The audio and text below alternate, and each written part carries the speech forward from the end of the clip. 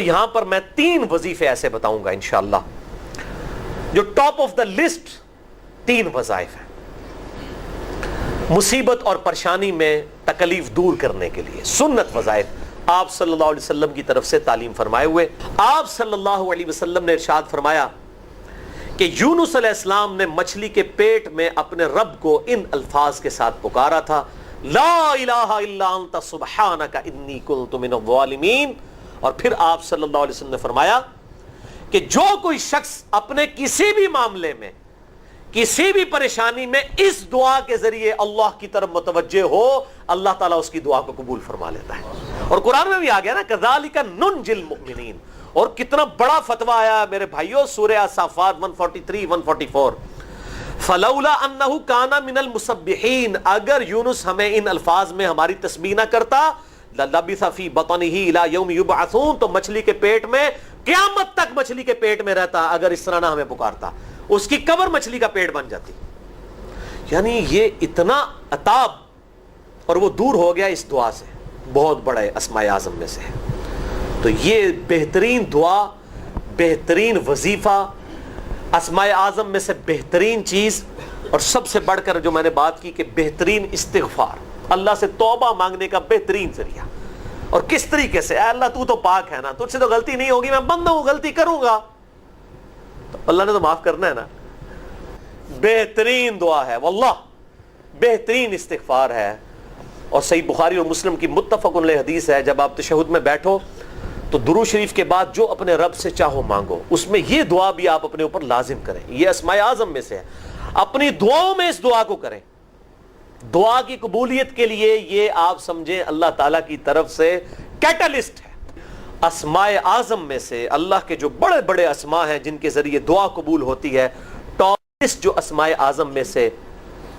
اگر جو دعائیں ہیں ان میں ٹاپ آف دا لسٹ یہ دعا ہے، لا الہ الا انت سبحانک انی کنت من الظالمین۔ اور میری یہ بات آپ یاد رکھیے گا میرے بھائیوں، سب سے بیسٹ توبہ کرنے کے لیے بھی دعا استغفار یہی ہے،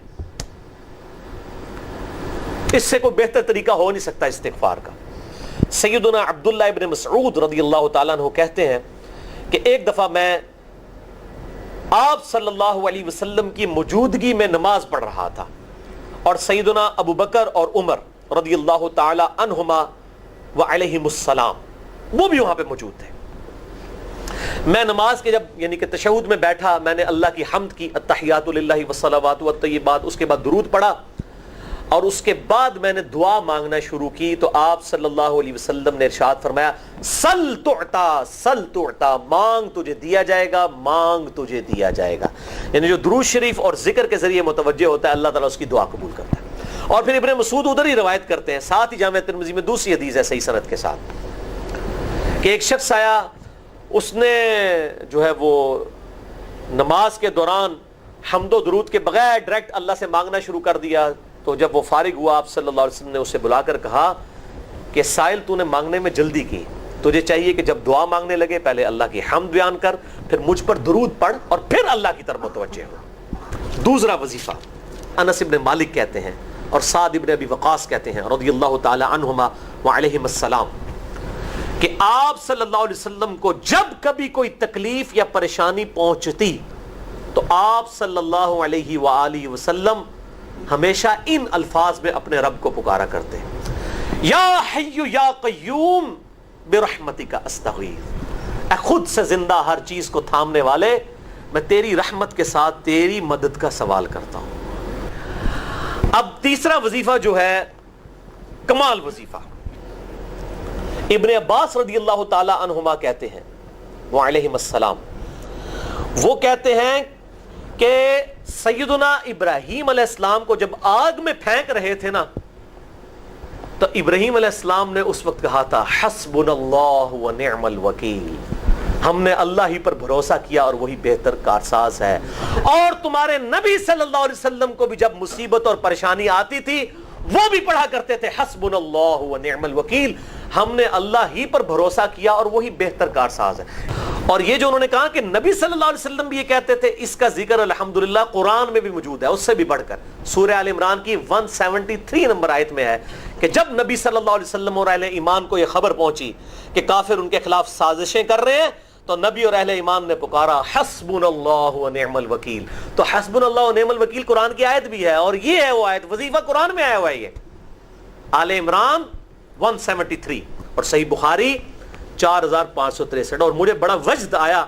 کہ ابراہیم علیہ السلام کو جب آگ میں پھینکنے لگے تھے انہوں نے اس وقت اللہ کو ان الفاظ کے ساتھ پکارا, حسبنا اللہ و نعم الوکیل. اچھا یہ جتنے بھی وظیفے ہیں نا میرے بھائیوں, ان کا فائدہ اسی وقت ہے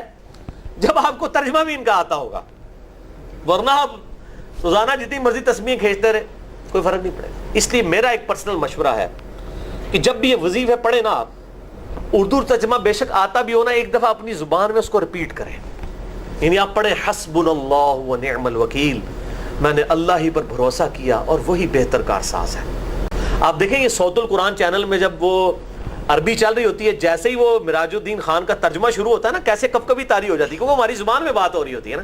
عربی ایویں تو نہیں قیام اللیل میں رو رہے ہوتے, ان کی زبان میں بات ہو رہی ہوتی ہے, اپنی زبان کا اثر ہوتا ہے. اسی طریقے سے آپ لا الہ الا انت سبحانک انی کنت من الظالمین,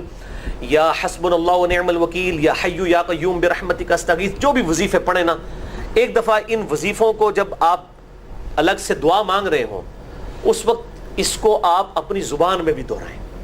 اور اس کے لیے کوئی تسبیح نہیں کھینچنے کی ضرورت کہ آپ نے اتنے 100 دفعہ پڑھنا ہے. تسبیح تو ویسے ٹھیک ہے, وہ آپ استعمال کر سکتے ہیں, لیکن